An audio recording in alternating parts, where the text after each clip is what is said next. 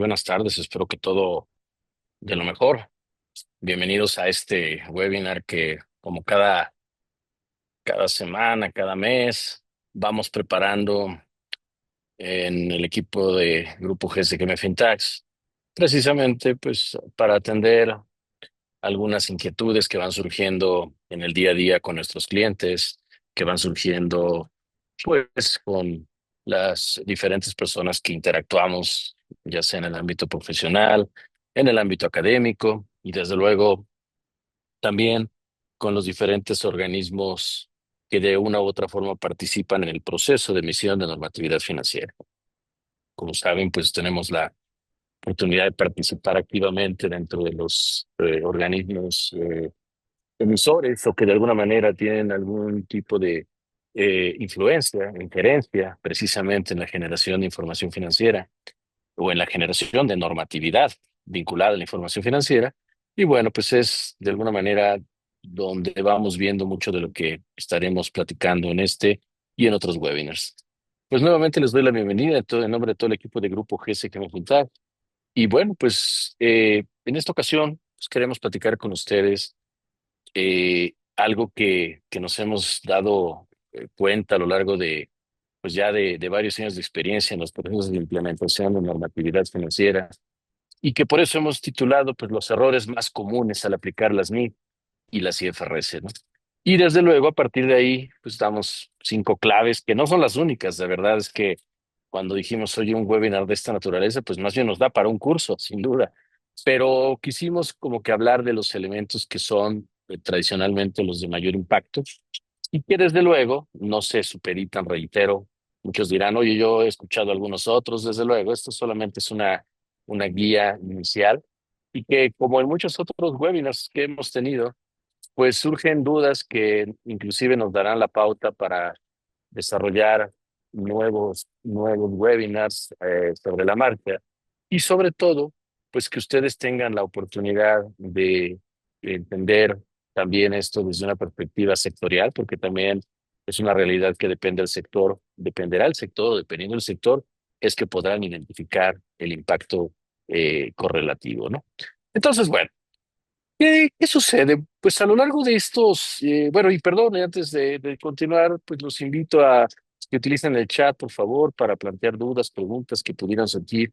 Como les digo, la idea es que no se convierta en un monólogo, sino que de alguna manera ustedes puedan ir interactuando también. Y bueno, pues cuando hablamos de errores comunes al aplicar las NIF, ¿no? Desde luego, algo que vale la pena puntualizar de manera muy importante en todo momento es que no podemos hablar, ¿no? De que un error es necesariamente generalizado. ¿Por qué lo digo esto? Porque, bueno, la realidad es que dependiendo del sector, algo puede ser erróneo o no, por ejemplo, ¿no? En algún momento, y de hecho hace un rato en una junta con mi equipo, con una de las personas de mi equipo, estábamos revisando estados financieros de una entidad del sector, bueno, una entidad que se dedica a dar servicios financieros y que, pues, algo que vemos al analizar su estructura, pues tiene un balance con la estructura que tradicionalmente conocemos, un estado de resultados con la estructura que tradicionalmente conocemos.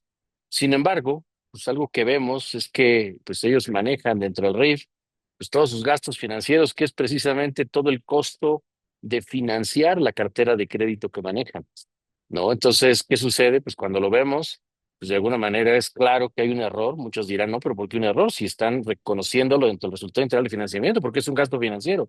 Sí, solo que en el caso de una financiera, estamos hablando de que el gasto financiero es su actividad primaria, su actividad principal.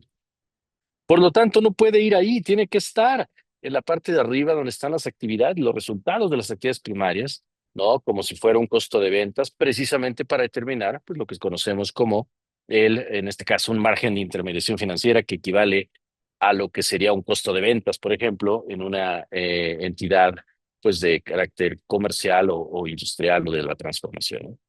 Pues, por ejemplo, ese es un claro caso en donde al final hay un error, sí, visto desde la perspectiva de un sector, pero probablemente desde la perspectiva de otro no necesariamente lo sea, ¿no? Y por ello es que aquí no debemos olvidar que uno de los temas importantísimos tiene que ver con el uso del juicio profesional. Y precisamente, pues bueno, al final lo que se busca, ¿no?, entender al hablar de normatividad financiera, tanto nacional como internacional, es que ustedes en todo momento entiendan o tengan claro, sobre todo claro, que las NIF, pues al final, en este sentido, bueno, cuando hablamos de las NIF y las IFRS, hay quien piensa que las NIF están más orientadas a reglas detalladas y que las IFRS se basan en principios de juicio profesional. Pero no, la realidad es que no es así. O sea, recordemos que ambas normas son normas basadas en principios. ¿Qué significa esto? Que al final no va a identificarse un tratamiento para cada circunstancia, ¿no? Sino lo que vamos a tener precisamente será una serie de principios, una serie de pronunciamientos, perdón, normativos, que atendiendo al juicio profesional es que yo le voy a dar esa interpretación. Entonces, esto lo quiero puntualizar porque hay quien piensa esto, ¿no? Que, ay, no, pues es que las NIF son más orientadas a reglas y no. Lo que es más orientado a reglas es precisamente lo relacionado con US GAAP, por ejemplo, los principios contables en Estados Unidos. ¿Ok? Entonces, lo que es una realidad es que ambas normas, ¿qué sucede? Buscan la representación fiel de la realidad económica. O sea, al final, lo que buscan es representar fielmente la situación financiera de la entidad durante un periodo determinado o a una fecha determinada. Y precisamente para alcanzar este objetivo es que se requiere que se dé una aplicación plena de la norma financiera. En ese sentido, los últimos, podría decirles, peores diferencias son precisamente a las áreas como la de reconocimiento de ingresos, ¿no? Todo el tema de arrendamientos, todo el tema de instrumentos financieros, el de valor razonable.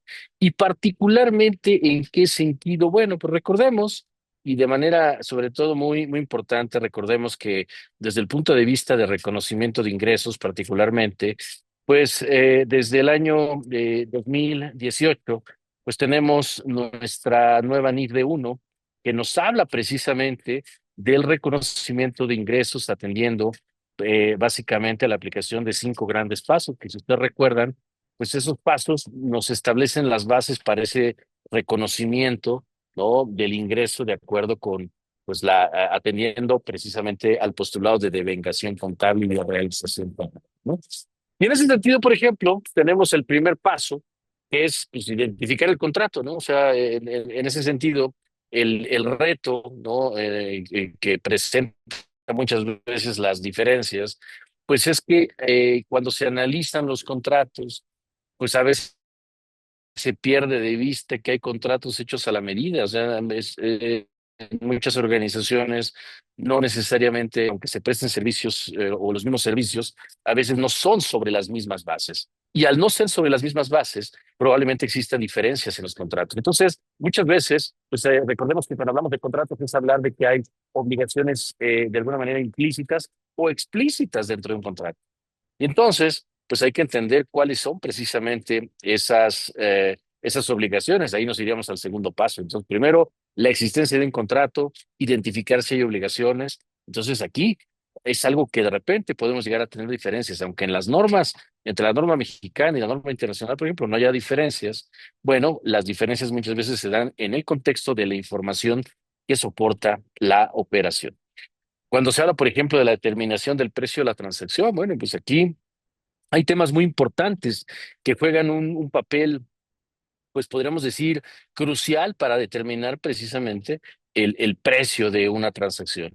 Oye, ¿y como cuáles son de alguna manera las que pueden o los que generan la mayor cantidad de diferencias al hablar de la determinación del precio? Bueno, sin duda, podríamos hablar cuando dice la norma, por ejemplo, cuando estamos ante contraprestaciones de carácter variable, es decir, que de alguna manera son contraprestaciones que están supeditadas pues a temas como serían créditos, reembolsos, devoluciones, reducciones de precio, incentivos, qué sé yo.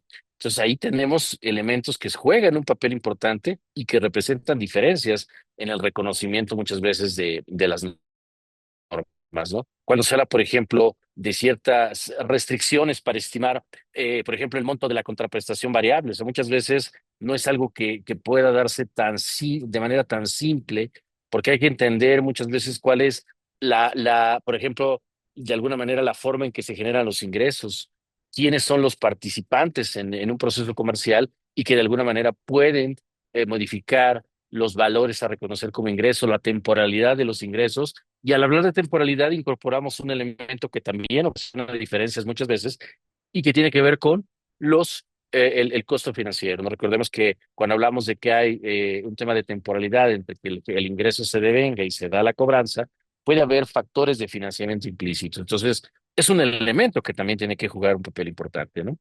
Y bueno, algunos de los que también pueden generar de alguna manera impactos en la determinación de un precio, pues cuando recibimos contraprestaciones distintas al efectivo, por ejemplo, ¿no? Que te pagan con algún otro bien, con algún otro servicio, también hay impactos que son sustanciales, ¿no? Entonces, bueno, por citar solo algunos de los elementos que muchas veces provocan precisamente que se den pues estas diferencias, ¿no? Entonces, otra de las áreas que se ha identificado, pues tiene que ver precisamente con esta norma de arrendamientos. Precisamente en un curso muy reciente que dimos sobre el tema, pues algo que nos dimos cuenta es que siguen existiendo muchas dudas, por ejemplo, sobre el tema de las tasas, cómo se determinan las tasas, ¿no? Y precisamente nos damos cuenta, ¿no? Que esto deriva muchas veces por la confusión, por ejemplo, que a nivel nacional, a nivel de las normas de información financiera mexicanas, pues al hablar de la tasa, pues algo que te dice es que tienes la opción, ¿no? De utilizar una tasa libre de riesgo para evaluar el pasivo por arrendamiento a valor presente de los pagos que tengo estimados a futuro por el contrato de arrendamiento. Y entonces, al final del camino, el que tengas esa posibilidad para la norma mexicana, pues te hace inmediatamente voltear cuando presentas información bajo normas internacionales de información financiera, te hace preguntarte, bueno, ¿y ahí qué? No, pues ahí no. O sea, al final, bajo la norma internacional, hoy no existe esta posibilidad. Sin embargo, ya está por ahí una iniciativa precisamente para modificar y para incorporar esa posibilidad también dentro de las normas internacionales, lo cual nos parece muy acertado, ¿no? Ahora, por ejemplo, algo que también ha causado de repente diferencias importantes en la implementación de la norma de arrendamientos tiene que ver con el reconocimiento, por ejemplo, de la posibilidad de cuando tienes el arrendamiento derivado de acuerdos de licencia conforme a la NIC 38. Algo que, por ejemplo, en el caso de la norma mexicana, pues no se incluye una opción para arrendamientos de activos intangibles, ni en la NIF C8 ni en la ni de 5, ¿no? Entonces, esto, por ejemplo, pues hay un tema importante, ¿no? Que también puede causar una diferencia significativa. Ahora bien, siguiendo con este mismo contexto, algo de lo que podemos hablar que también de repente hay impactos es en la parte de reconocimiento de instrumentos financieros. ¿Por qué? ¿Qué es lo que se ha identificado al hablar precisamente de instrumentos financieros? Bueno, básicamente, recordemos, para empezar, una de las primeras cosas es que a nivel internacional, prácticamente todo relacionado, o mejor dicho, no prácticamente todo relacionado con instrumentos financieros está considerado dentro de la IFRS 9. Mientras que para el caso de México, bueno, pues tenemos una serie de normas dentro de las que se encuentra la NIFC 3 de cosas por cobrar, la NIFC 9 de pasivos, contingencias y compromisos, bueno, perdón, provisiones, contingencias y compromisos, la NIFC 16 que nos habla del periodo de instrumentos financieros por cobrar, la NIFC 19 de instrumentos financieros por pagar, NIFC 20, instrumentos financieros para cobrar principal intereses, entre otros. Entonces, ¿qué pasa? Que bueno, para empezar, ahí hay un tema que para muchos de repente llega a existir un impacto. Ahora, otro de los puntos es que al final hay una consideración también muy importante, porque en algunos casos, por ejemplo, se permite bajo las normas internacionales, maneja mucho la posibilidad, por ejemplo, de que evalúes ciertos instrumentos financieros a valores razonables, siendo que para efectos de la norma mexicana, pues se basa mucho precisamente hacia lo que es el precio de las contraprestaciones, ¿no? Y entonces ahí, por ejemplo, en el uso del valor razonable, que en muchos casos es requerido bajo las normas internacionales, y el uso del precio de la contraprestación que es requerido por la normatividad mexicana, bueno, pues ahí precisamente hablamos de que muchas veces existen esas confusiones sobre qué es o cómo debo aplicar las diferentes normas en cada caso, en el caso de la norma mexicana y en caso de la norma internacional. Y también algo que en algunos casos tiene impacto y que esto inclusive podría decirlo que no es solamente privativo de las normas relacionadas con instrumentos financieros, sino también tiene que ver con lo relativo a conceptos como serían los beneficios empleados, por ejemplo. ¿Qué sucede? Bueno, cuando hablamos, por ejemplo, de este tipo de normas, recordemos que en algunos cierto tipo de instrumentos financieros, los efectos de la evaluación se llevan a los otros resultados integrales, ¿sale? Esto significa que, pues, de alguna manera yo tengo una evaluación temporal que se va a ir alojando en el capital contable, como sería en los instrumentos financieros para cobrar y vender, ¿sale? Y en esos casos, ¿no? Puntualmente hablando, algo que se va a tener, ¿no? De manera, eh, eh, pues, importante que considerar, pues es que el efecto de la ORI en el momento en el que finalmente el instrumento financiero se vende, pues en ese momento tendrá que haber lo que llamamos el reciclaje de esos valores a la utilidad o pérdida neta. Sin embargo, sin embargo, bajo las normas internacionales, por ejemplo, hay un tema interesante porque dice, oye, pues la evaluación de ciertas inversiones en instrumentos particulares de capital, por ejemplo, que no se negocian a corto plazo, no deben reciclarse nunca a la utilidad o pérdida neta. Esto sucede también con normas como las relacionadas con beneficios a los empleados. Algo similar sucede en donde nuevamente hablamos de que los efectos propiamente dichos o reconocidos, perdón, en las ORIs nunca se van a reciclar a la utilidad o pérdida neta, sino que van a mantenerse y van a pasar directamente a resultados de ejercicios anteriores. Esto es un tema que de repente causa confusión y nuevamente estamos hablando, por lo tanto, de un área con una diferencia significativa, ¿no? Y el otro tema importante, pues es la parte de los valores razonables contra el costo histórico, sobre todo considerando que las normas internacionales, ¿no? Recordaremos que nos permiten en algunas normas, como la de propiedad, planta y equipo, como la de activos intangibles, la posibilidad de reconocer, ¿no? De evaluar o de que el reconocimiento posterior se haga a valores razonables, mientras que la norma mexicana se basa en el costo histórico. Y entonces, ¿qué sucede en automático? Bueno, pues que en automático cuando hacemos esta consideración, pues de repente decimos, ay, pues me conviene entonces irme a normas internacionales para aplicar valor razonable. Sí, nada más que aguas, porque aquí lo que te dice la norma internacional es que si decides hacer ese cambio, digo, además de que tienes que aplicar todas las normas internacionales, no puede ser que apliques valores razonable solo para para cierto tipo de activos que sean de la misma clase. Eso es algo muy importante porque de repente puede significar gastos significativos precisamente para poder llevar a cabo la reevaluación de esos activos para mantener esa política de evaluación razonable que elegiste al cambiar a normas internacionales. Entonces, es muy importante aquí, ¿no? Cuando hablamos de impactos o de áreas con mayores diferencias entre normas mexicanas y normas internacionales, precisamente tener en cuenta pues, que el valor razonable y el costo histórico, en principio, es una gran diferencia. Sí, en algunos casos pudieran no serlo, y es más, alguna ocasión me decían, oye, pues es que el que tú puedas usar valor razonable debería ser un incentivo para que las empresas decidieran reportar bajo normas internacionales de información financiera.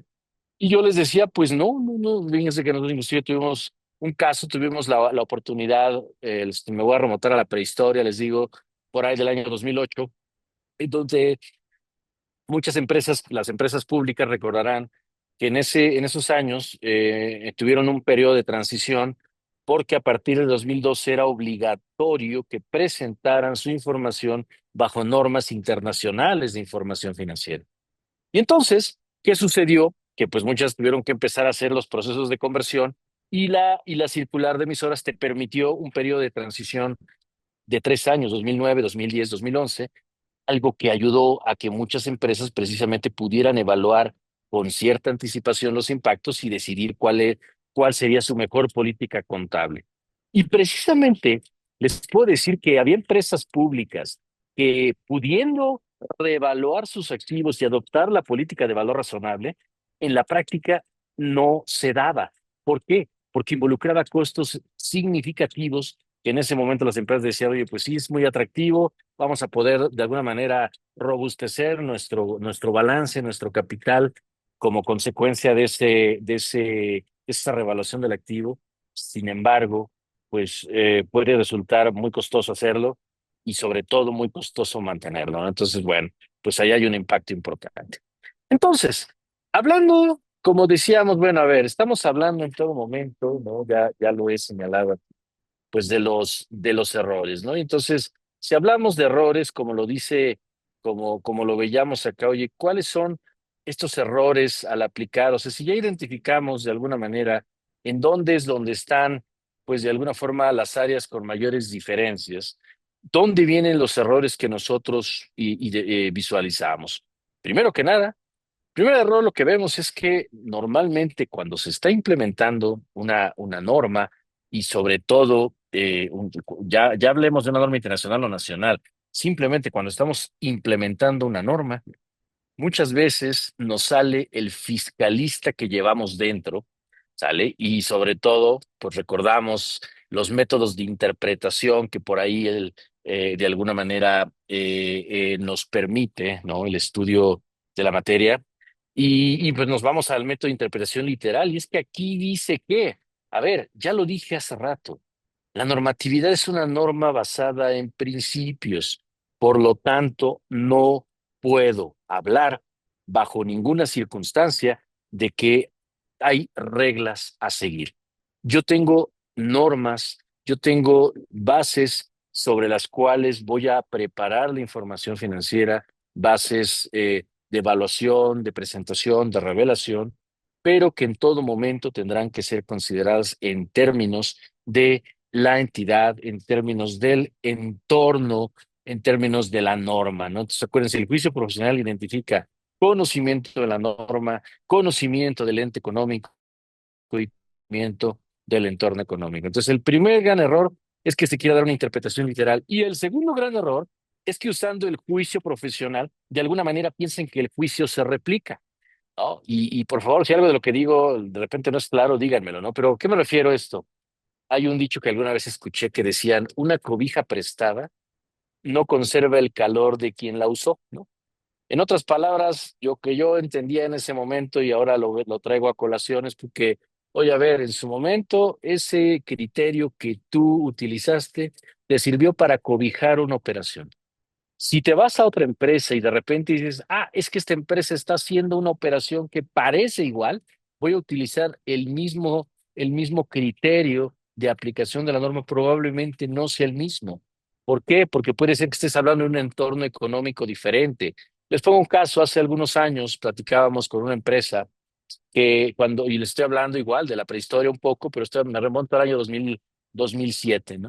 En ese entonces, recuerdo que pues, muchas empresas celebraban que la NIF 10 entraba en vigor y por lo tanto desaparecía, o no desaparecía, se desconectaba el reconocimiento de los efectos de la inflación en la información financiera.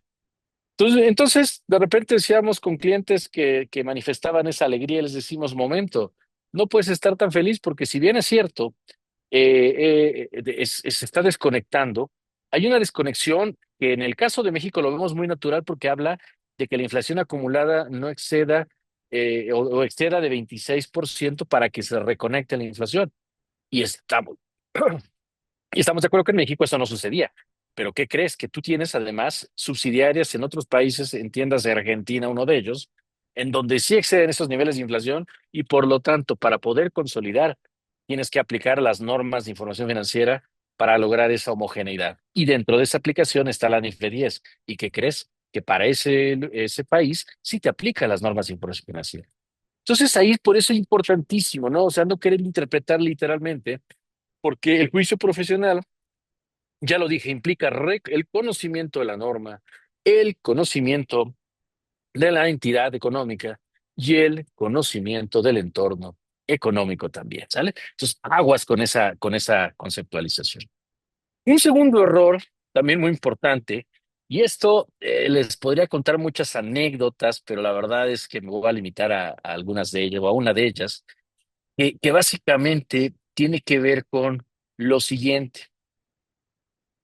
Muchas veces, pues, a ver, voy a tratar de darle orden a mi comentario. Primero, si ustedes ven cualquier norma de información financiera, en su encabezado, o más mejor dicho, en la parte introductoria, normalmente viene el año en el que esa norma se emite y el año en el que entra en vigor, ¿no? Entonces se dice, esta norma entrará en vigor a partir del 1 de enero de tal año, ¿no? Y, y muchas veces, pues nos quedamos con esa idea de que, bueno, la norma entró en vigor el 1 de enero del 2018. Perfecto. Estamos en 2025 y decimos, oye, a ver, vamos a ver esta norma, ¿a cuándo entró en vigor? 2018. Ah, pues, está bien. Entonces, de repente, ante la duda de cómo aplicar la norma, dicen, ay, voy a ver, voy a revisar la norma y se meten a la norma, pero en ese momento dicen, ay, pero dice, yo recuerdo que decía 2018. A ver, pásame ese libro que está ahí que dice normas del 2022. Ven, vamos a ver qué decía por ahí la norma, la NIF C10 de instrumentos financieros derivados. Para empezar, se llamaba instrumentos financieros derivados y operaciones de cobertura, para empezar, ¿no?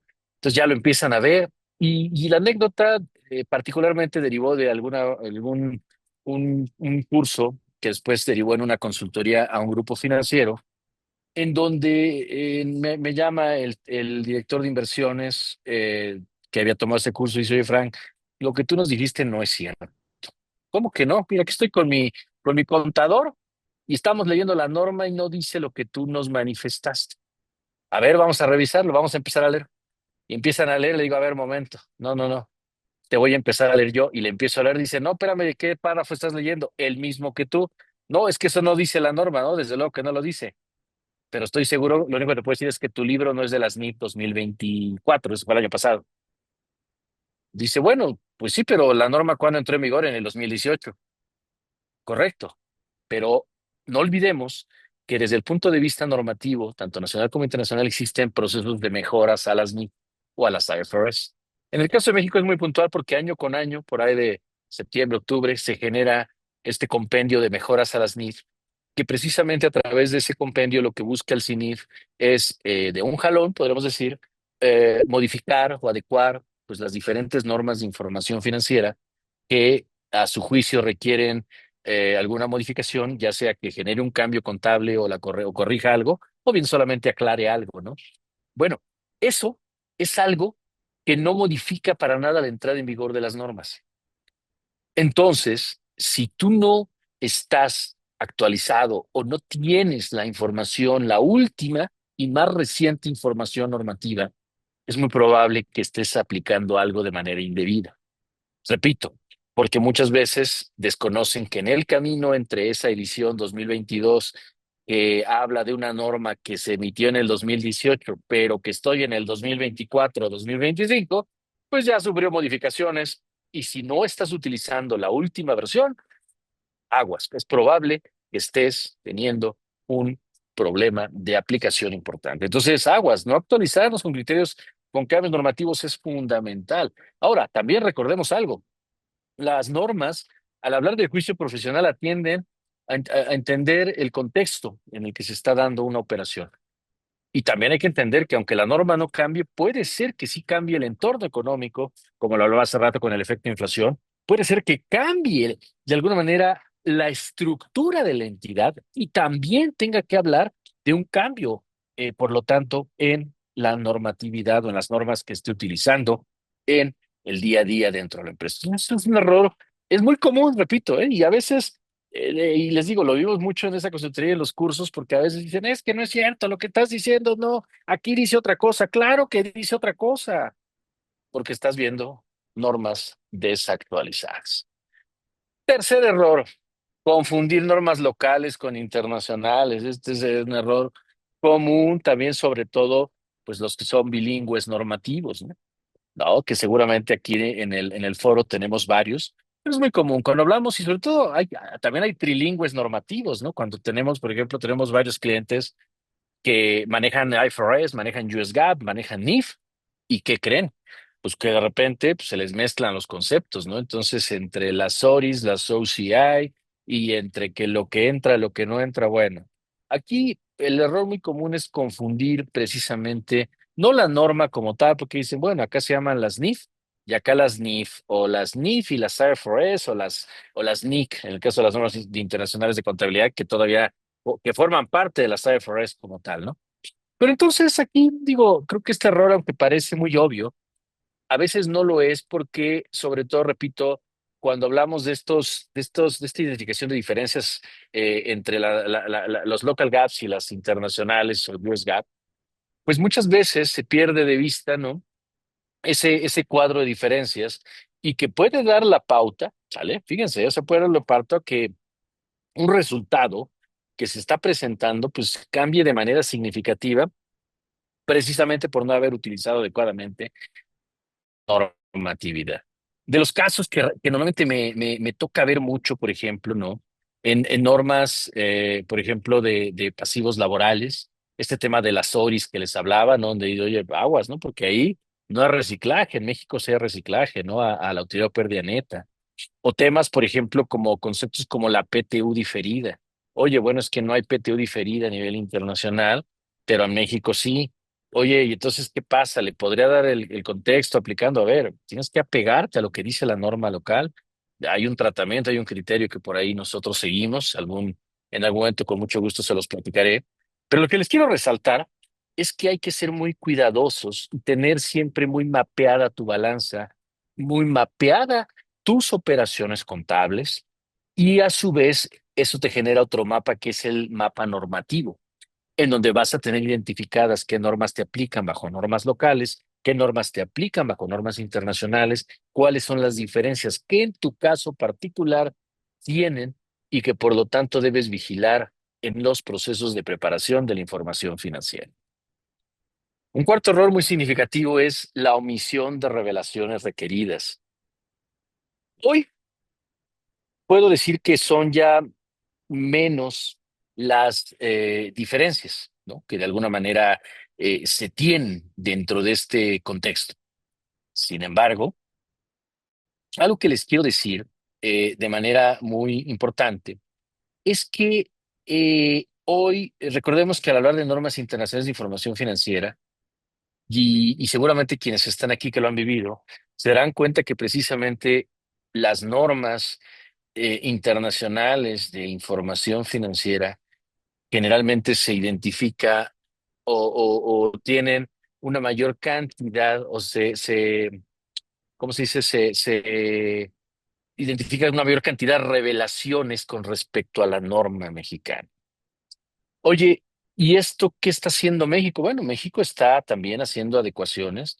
Sin embargo, recordemos que también para efectos de la norma mexicana, hoy se han definido, pues, que existen dos tipos de entidades, principalmente, lo que se conoce como entidades de interés público y las entidades que no tienen interés público. Y básicamente esto es porque algunas de las revelaciones, ¿sale? Que las normas plantean, te dicen cuáles son aplicables para entidades de interés público y cuáles son aplicables para el resto de las entidades. Nada más como para resaltar un poquito, porque esto nos lo dice la NIFA 1.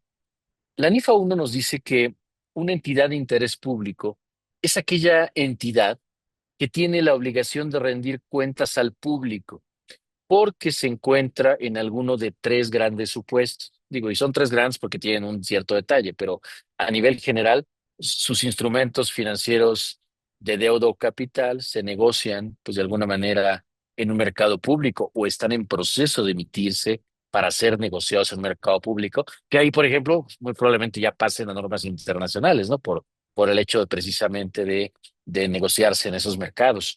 Ese sería el primer caso. El segundo supuesto sería, mejor dicho, aquellas entidades que administran activos que mantienen en calidad de fiduciario, por ejemplo. ¿Sale? Entonces, eso sería otro caso, ¿no?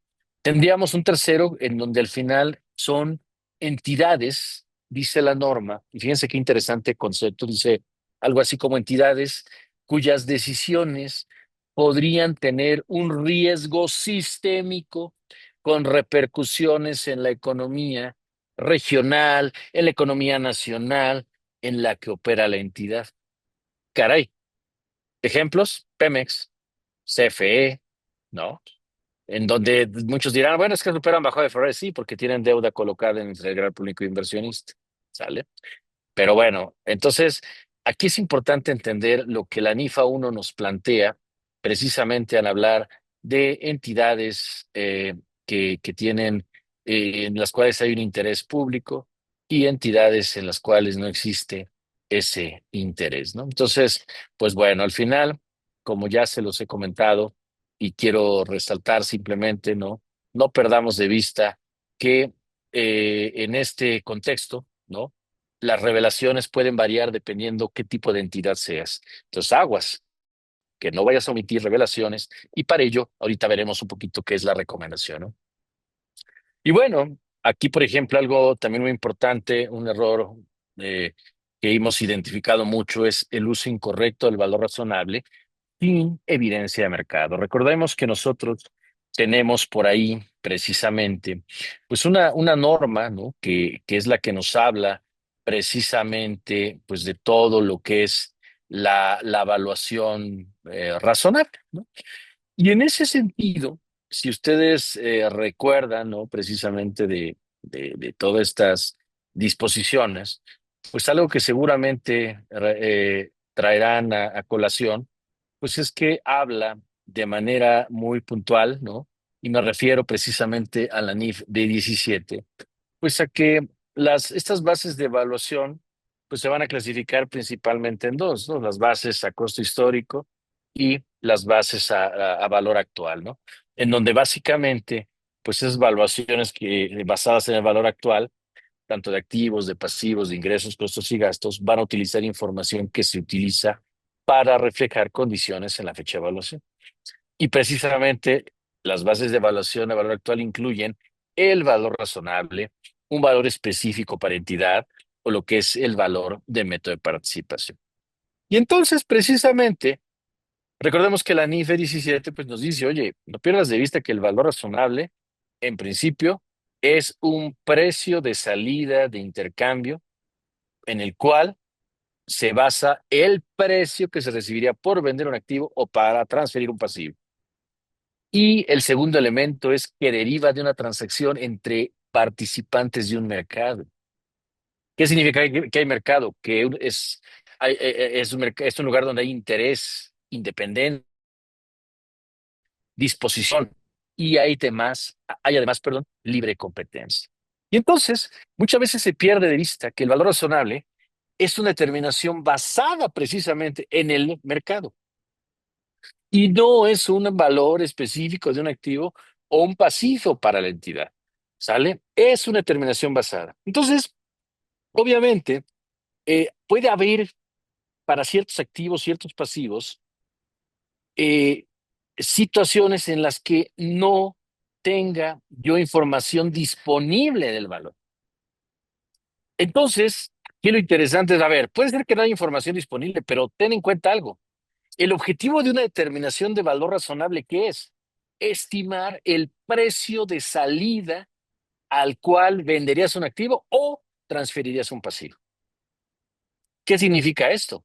Pues que en ese caso, pues al final estarías sustentándolo. Puede ser que no haya un mercado observable, pero puede haber mercados donde se transaccionen operaciones similares. Y entonces hablamos de estimaciones técnicas que van a atender al atributo específico de la partida que estás evaluando y a las circunstancias actuales al momento de la evaluación. Y entonces, por eso es que ahí nos remite la norma a técnicas de evaluación. Dice, ok, no hay un valor razonable, digo, no hay un valor de mercado, está bien, pero entonces vas a utilizar técnicas de evaluación que tomen en cuenta valores de entrada razonablemente observables, ¿sale? para darle esa objetividad que busca la norma. Pero nuevamente, aunque no vas a encontrar en el mercado expresamente el valor de ese activo o ese pasivo, las técnicas utilizadas van a tomar insumos que sí están en el mercado. ¿Sale? Entonces, por eso es que y yo pongo en esta lámina, que un error muy común es creer que si no hay evidencia de mercado, entonces el valor razonable lo puedo sacar de cualquier lugar. No. La norma, en este caso la NIF 17, señala esto. Precisamente cuando trabajamos dentro de nuestro diplomado de normatividad financiera, trabajamos muy detalladamente este concepto en cada norma, porque aunque pudiera ser un concepto universal, cada norma tiene su aplicación específica. Y precisamente este es un tema que nos preocupa mucho al momento precisamente de que los participantes en un programa entiendan. Y más aún cuando estamos con un cliente implementando las normas, porque ahí ya estamos hablando de situaciones específicas del cliente. Y entonces a veces se puede perder de vista el contexto y sobre todo perder de vista el juicio profesional. Entonces, bueno, aquí algunos temas de que, por ejemplo, de los que hablaba, oye, si usas una tasa de descuento incorrecta, pues obviamente si la tasa de descuento está en el denominador y si por ejemplo estás utilizando una tasa muy baja, pues el valor presente te va a quedar altísimo. Y por el contrario, si tu tasa es muy alta, pues el valor presente va a estar. Entonces aquí puede ser que tengas una subestimación o una sobreestimación de tus activos y pasivos, ¿no? Obviamente, cuando hablas de revelar o omites revelaciones sobre juicios significativos en estimaciones, pues muy probablemente pues, el mercado te pueda castigar por el momento en que un auditor pues, te observe esta situación, esta circunstancia en la información financiera. Entonces, pues, ¿cuáles son las claves? Cinco claves. Pues, la primera, ya la he comentado mucho, capacitación continua, ¿no? La verdad es que hoy vivimos en un mundo de actualización constante. Muchos dicen, oye, pues es que ya hoy con ChatGPT pues puedo hacer muchas cosas, con inteligencia artificial puedo hacer muchas cosas. Yo les digo, sí, tienes toda razón, seguramente te va a ayudar en mucho, pero hoy la inteligencia artificial necesita guía. Y no sé si alguno de ustedes ha hecho las pruebas, pero de repente le preguntas algo y te das cuenta, obviamente te das cuenta que está mal. ¿Por qué? Porque tú conoces, porque uno conoce la técnica, no conoce la norma. Y entonces de repente le dices, oye, pero creo que o estás olvidando esto. Y entonces ya te contesta ChatGPT, tienes toda la razón. Efectivamente, atendiendo, ¿no? Entonces como que obviamente, recordemos, estamos ante un concepto de machine learning, ¿no? Que involucra un aprendizaje continuo, donde claro, o sea, ahorita se equivocó y para la siguiente ya no. Entonces, si tuvieron suerte de que el que preguntó antes lo corrigió, o sea, corrigió al robot, qué bueno. Pero si no, pues ustedes pueden sentirse orgullosos de ser los que corrijan al robot para evitar que alguien más lo haga. Y dice, ah, sí, qué chiste, ¿verdad?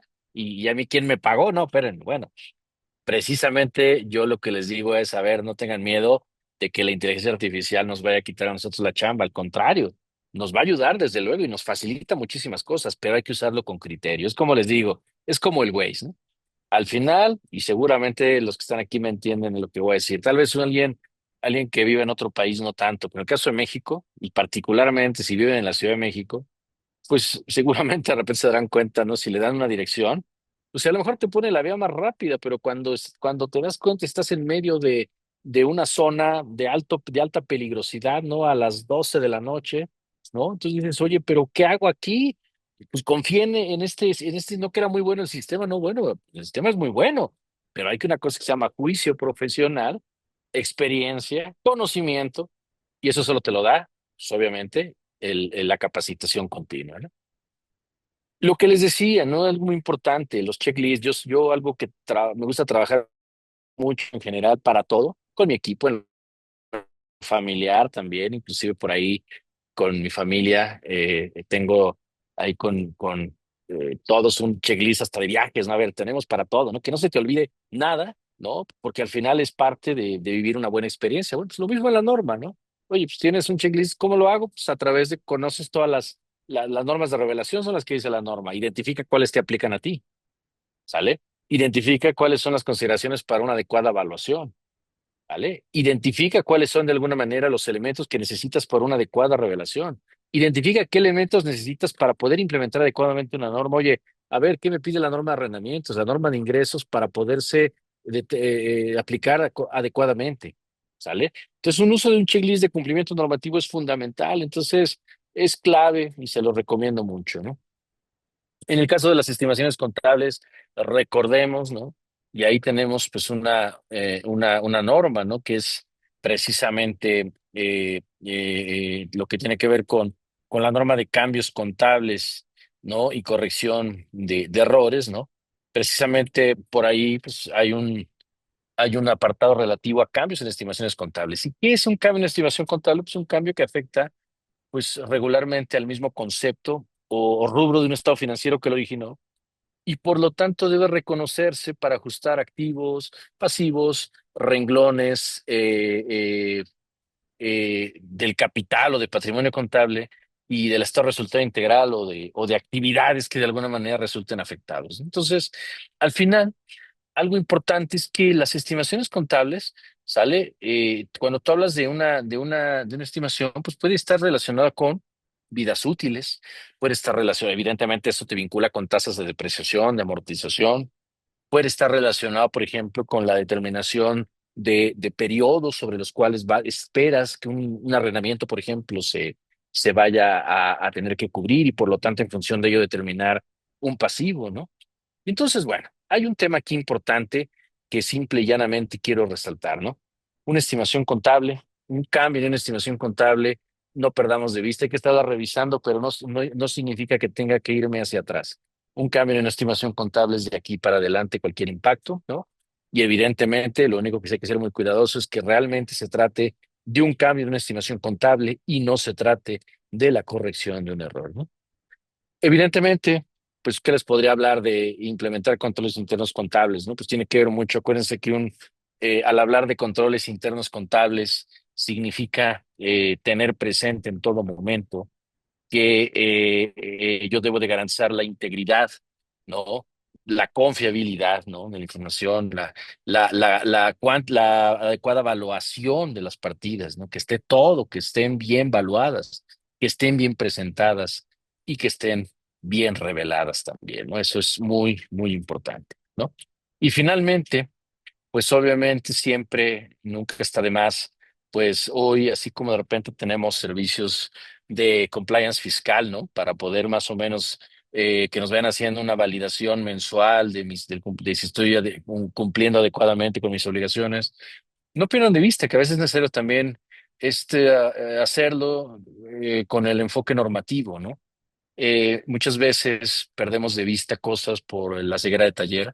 Entonces, bueno, nunca está de más. No hablo de una auditoría, no hablo de un proceso de revisión continua en donde tú puedas ir identificando con base en tus operaciones la forma en la que esas operaciones van a impactar en tus reglas de reconocimiento contable. Entonces, pues también ahí es algo que les recomendamos mucho y que desde luego, si en algún momento alguno de ustedes requiere apoyo, estamos a sus órdenes, ¿no?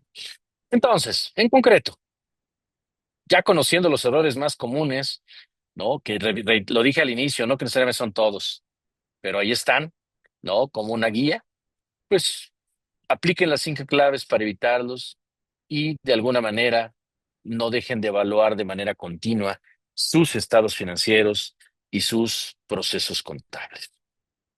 Pues hasta aquí estamos llegando casi al final del tiempo, pero no quiero dejar de algunos minutos por si hubiera alguna duda, alguna pregunta, algún comentario, alguna inquietud.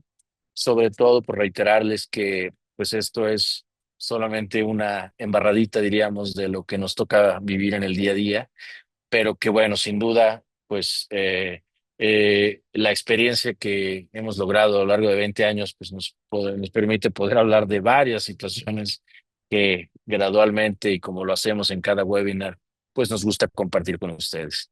Reiterarles, pues están cordialmente invitados. Tenemos ahora en el mes de mayo inicia nuestro diplomado en normatividad financiera, un diplomado en conjunto con la Universidad de Anáhuac. Pues es un diplomado en el que se analizan detalladamente los impactos de la normatividad. Si ustedes han estado aquí en este evento, tienen una beca preferencial, una beca, un porcentaje de beca. Si están interesados, pueden escribirnos y con mucho gusto les hacemos del conocimiento cuáles son esos beneficios, ¿no? Y de igual manera, también invitarlos tenemos una membresía de capacitación que les puede ser de interés, sobre todo para quienes continuamente están actualizándose sobre estos temas de índole normativo, fiscal, contable, financiero, pues se sientan con la confianza de poder tener esa póliza que les permite acceder a los programas de capacitación que tenemos cada semana, a los programas de especialidad y además a horas de consultoría que son muy útiles, sobre todo cuando se trata de afinar criterios en momentos clave para las empresas. Y bueno, pues sin duda podría hablar de muchas cosas más, pero estamos llegando a las 6 de la tarde y déjenme ver, me parece que no hay dudas. Veamos acá en redes sociales, todo muy claro. Muchísimas gracias también por estar aquí. Pues no, creo que no hay más comentarios. Si los hubiera, pues no dejen de hacerlos llegar. Aquí en la pantalla están mis datos de contacto. Como les dije al inicio y ahora lo repito, mi nombre es José Fran González y si no lo dije, ahora lo digo. Pues ya muchos tengo el gusto de conocerlos y como siempre, por reiterarme a sus órdenes y en nombre de todo el equipo de Grupo GCGM Fintax, agradezco el tiempo que nos han brindado esta tarde y esperemos verlos en otro webinar y mejor aún en alguno de nuestros cursos de especialidad. Que tengan excelente tarde y muy buenas tardes y descansen, por favor. Muchísimas gracias.